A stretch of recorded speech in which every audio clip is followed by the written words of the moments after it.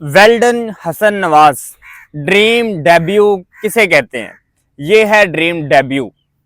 हसन नवाज ने अपने debut match में 63 रन्स करके man of the match award हासिल किया। ये अवार्ड की कोई हैसियत नहीं रह जाती जब हम ये कहते हैं कि इन 63 स्कोरों से पाकिस्तान जीता है। ये 63 स्कोर पाकिस्तान की जीत की वजह बने हैं, तो फिर ये अवार्ड वगैरह पीछे रह जाते हैं। कमाल की बैटिंग की है हसन नवाज ने, और मैं आज बिला मुबालगा ये बात करूंगा कि मोहम्मद रिजवान और बाबर आजम अल्दो बेहतरीन प्लेयर्स हैं। ये दोनों मैंने हर वीडियो में बैक किया है इन दोनों को, लेकिन जो इन्होंने कल बैटिंग की है ना, अब बहुत सारे लोगों का ये कहना है कि बाबर आजम ने 47 किए, ऐसे भड़ के आगे स्पिनर को वो मारने लगे थे, और वो अपनी 50 के चक्कर में होते तो आराम से भी 50 कर सकते थे, लेकिन उन्होंने शॉट लगा के पाकिस्तान के स्कोर में इजाफा करना चाहा, इसलिए आउट हो गए हैं। बाबर आजम 64 बॉलों पे 47 रन किए हैं बाबर आजम ने।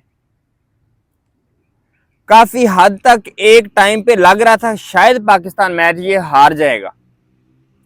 5 आउट जब हुए 180 रन पे, तो लग रहा था शायद पाकिस्तान की टीम जो नेक्स्ट 5 खिलाड़ी रह गए हैं वो ये 100 रन नहीं कर पाएंगे, क्योंकि हिस्ट्री उठा के देख लें, पाकिस्तान ने वेस्ट इंडीज के खिलाफ 280 रन का टारगेट कभी चेज ही नहीं किया। ये पहला मौका था कि पाकिस्तान ने 280 रन का टारगेट चेज किया है, और वो हसन नवाज और हुसैन तलत की बदौलत। बाबर आजम और रिजवान एक टाइम पे पाकिस्तान से मैच छिनवा के ले गए थे, वेस्ट इंडीज की तरफ इन्होंने मैच कर दिया था, लेकिन जो हसन और हुसैन ने इनिंग खेली है 101 रन की, बल्कि 104 रन की, 284 रन पाकिस्तान ने किए हैं। 104 रन की जो इन दोनों ने पार्टनरशिप लगाई है वो काबिले तारीफ है। मतलब आप देखें, उस क्रूशल मौके पे 37 बॉलों पे 41 रन हुसैन तलत के और 53 बॉलों पे 63 रन हसन नवाज के, ये पाकिस्तान के मैच जीतने की वजह बने हैं। और इनकी जितनी तारीफ की जाए कम है, जितनी तारीफ की जाए कम है। मैंने पोस्ट लगाई फेसबुक के ऊपर कि जी हसन नवाज बड़ा ज़बरदस्त किस्म का खेल पेश किया है। दरमियान में टेक्निकली इनमें फॉल्ट थे, वो भी मैंने मेंशन किया था, लेकिन जो कल इसने बारी खेली है ना, क्रूशियल बारी खेली है, और डेब्यू मैच पे बारी खेली है। इतना प्रेशर होता है डेब्यू मैच के ऊपर किसी भी प्लेयर पे, जब पता हो 180 पे 5 आउट हो गए हैं और अब मैच सिर्फ मेरे ऊपर है, उस वक्त 3 छक्के लगाना, फिर चौके, एंड देन 63 रन करके पाकिस्तान को जितवा देना। बड़ी बात यह है पाकिस्तान को जितवा देना, तो मैं ये समझूंगा कि इससे बड़ी इनिंग नहीं होती जब आप अपनी टीम को जितवा देते हैं। बाबर आजम की मैंने बड़ी तारीफें की हैं, लेकिन ये जो लास्ट इनिंग इसने कल खेली है ना 47 की, अनफॉर्चुनेटली बाबर आजम के जो फैन हैं हो सकता है इस बात से मेरे खिलाफ हो जाएं, लेकिन कोई बात नहीं, मैं क्रिकेट के हवाले से प्रॉपर बात कर रहा हूं। अगर खिलाफ होते भी हैं तो कोई मसला नहीं है, इट्स ओके, क्योंकि कल की इनिंग की कोई वैल्यू नहीं है बाबर आजम की वैल्यू। कल उसने कोई अच्छी इनिंग नहीं खेली। अगर वो अच्छी इनिंग खेले, सेंचुरी स्कोर मारे या 20 स्कोर भी मारे, और उन 20 स्कोरों से या सेंचुरी से पाकिस्तान की टीम जीतेगी, तो पूरी दुनिया में पहला बंदा मैं ही होऊंगा जो बाबर आजम की तारीफ कर रहा हूँ, जो बाबर आजम को हीरो बना रहा होगा। वो तो पहले हीरो है, मैं क्या बना सकता हूँ उसको हीरो, लेकिन उसकी तारीफ जरूर करूंगा उस वक्त अपने चैनल पे, क्योंकि बाबर आजम, इसमें कोई शक नहीं, बहुत सारी इनिंग्स पाकिस्तान के लिए पहले खेली उन्होंने, जो कि 2019 में भी न्यूजीलैंड के खिलाफ वर्ल्ड कप में खेली थी। मैं आज भी उसको हाईलाइट बार बार करता हूँ, लेकिन कल की जो इनिंग थी वो बेबुनियाद, और मैं समझता हूँ कि वो अच्छी इनिंग होनी चाहिए थी, बहुत अच्छी इनिंग होनी चाहिए थी। पता नहीं बाबर आजम के जहन में क्या था, लेकिन अच्छी इनिंग होनी चाहिए थी बहरहाल। और अगर आप रिजवान की बात कर लें तो देखें, जब वो मतलब 53 रन किए उसने भी 59 बॉलों पे, तो उस वक्त उसको चाहिए था भाई, आप जब हसन नवाज उसके साथ खेल रहे हैं तो बॉल्स मिस नहीं करें, उस वक्त वो बॉल्स मिस कर रहे थे, चूंकि हसन नवाज नए थे, अपने आप को सेट कर रहा था ना। फिर उसने नया नया जब बैट्समैन आता तो अपने आप को सेट करता है। जितने भी क्रिकेट के शौकीन है, क्रिकेट को समझते हैं, वो इस बात को जरूर समझेंगे कि जब एक बैटर नया क्रीज पे आता है तो वो कुछ 5-7 बॉलें खेलता है समझने के लिए।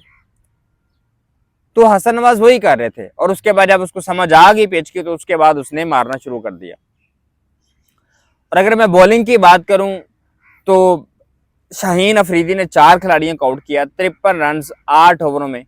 इसी तरह नसीम शाह ने भी 8 ओवरों में 53 रन दिए और 3 विकेटें ली। हालांकि नसीम शाह की बॉलिंग को इतनी समझ में आने वाली बॉलिंग नहीं थी।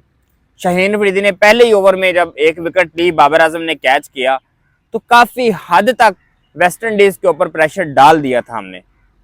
शाहीन अफरीदी की विकेटें काफी क्रूशियल विकेटें साबित हुई हैं पाकिस्तान के लिए।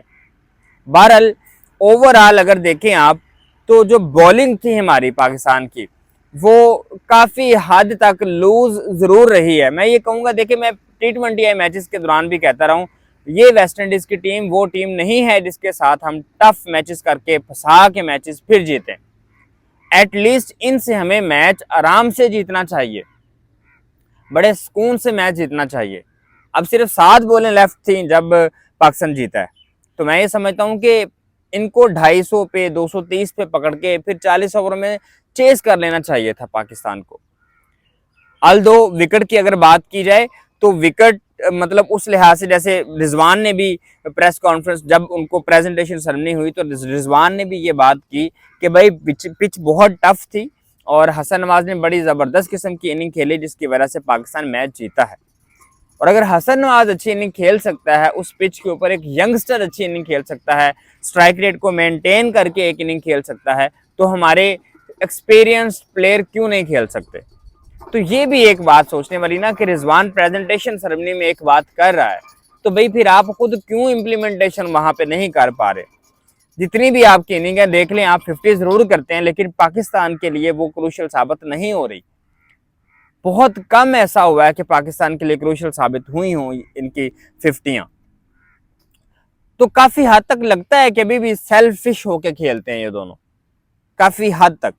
दरमियान में कभी जब इन्होंने अच्छी इनिंग खेली है, मैंने उस वक्त तारीफ भी की है बाबर आजम की, उस वक्त तारीफ भी की है रिजवान की। मैंने इवन ये भी तारीफ की थी कि रिजवान ने PSL में अच्छा परफॉर्म किया लेकिन उसकी टीम बाहर हो गई, ठीक है। लेकिन आप ओवरऑल अब बात देख लें, साइम अयूब की चलें आप बात देख लें, मैं ये भी अब देखूं हम, साइम अयूब ने 10 ओवरों में 48 रन दिए, 10 ओवर किए चले, एक ऑल राउंडर टाइप पाकिस्तान को प्लेयर मिल गया। हालांकि वो पार्ट टाइम बॉलिंग करता है, लेकिन आप जब वो खेल रहा है तो देखें उसको पता ही नहीं चल रहा, वो कॉट बिहाइंड विकेट हो गया। यानी हम क्यों नहीं समझ पा रहे इन बॉलर्स को। साइम अयूब ने कम मैचेस नहीं खेले हुए, अब बड़े मैचेस खेल रहे हैं, आप सब जानते हैं इस चीज को, बड़े मैचेस खेल रहे हैं साइम अयूब ने। अब वो टाइम है कि साइम अयूब के ऊपर जो इन्वेस्ट किया गया है वो उसका प्रॉफिट दे पाकिस्तान को मैचेस जितवाने की सूरत में, लेकिन ऐसा कुछ हो ही नहीं रहा। कोई समझ ही नहीं आ रही साइम अयूब करना क्या चाहता है। अब्दुल्ला शफीक की इनिंग देख लें आप, नीचे से जो हसन नवाज और हुसैन ने इनिंग खेली है वो तो क्या ही बात है ना। ओवरऑल पाकिस्तान और वेस्ट इंडीज दोनों ही बड़ी बुरी क्रिकेट खेल रहे हैं, लेकिन जो कम बुरी खेल रहा है वो जीत रहा है। पाकिस्तान अच्छी क्रिकेट नहीं खेल रहा, कम बुरी खेल रहा है वेस्ट इंडीज से, इसलिए जीत रहा है। ओवरऑल पाकिस्तान की टीम को अब और ज्यादा इंप्रूव करना चाहिए, खास करके बाबर आजम और रिजवान को अब अपना आप दिखाना चाहिए। इसमें साइम अयूब को भी अब ऐड करूंगा मैं। सिर्फ 5 रन उसने किए हैं जो कि उसके लिए बेहतर नहीं है। इतने चांसेस नहीं मिले किसी प्लेयर को इतनी लो परफॉर्मेंस के साथ, कभी किसी प्लेयर को नहीं मिले। देख लें जितने साइम अयूब को मिल गए, इतनी किस्मत मेहरबान है इसके ऊपर कि इतने चांसेस मिल गए हैं इसको। तो पाकिस्तान ने सीरीज में 1-0 की लीड ले ली है, 3 मैचेस की सीरीज में 1-0 की बढ़तरी है पाकिस्तान को। अब लेट्स सी कि पाकिस्तान नेक्स्ट मैचेस के अंदर क्या करता है, पाकिस्तान की क्या परफॉर्मेंस रहती है नेक्स्ट मैचेस के अंदर। पाकिस्तान को 1-0 की लीड है और रिजवान पाकिस्तान के कैप्टन है। हसन नवाज को इस मैच के अंदर मैन ऑफ द मैच का अवार्ड दिया गया और ज़बरदस्त किस्म का खेल पेश किया हसन नवाज ने और हुसैन तलत ने। अगर आपको वीडियो अच्छी लगी हो तो हमारी इस वीडियो को शेयर ज़रूर करिएगा, कमेंट सेक्शन में कमेंट करिएगा और लाजमी तौर पर कंप्लीट वीडियो देखिएगा। अगर आप प्रॉपर एनालिसिस सुनेंगे तो आपको फिर बाकी वीडियोस भी देखने का मजा आएगा। Thank you very much.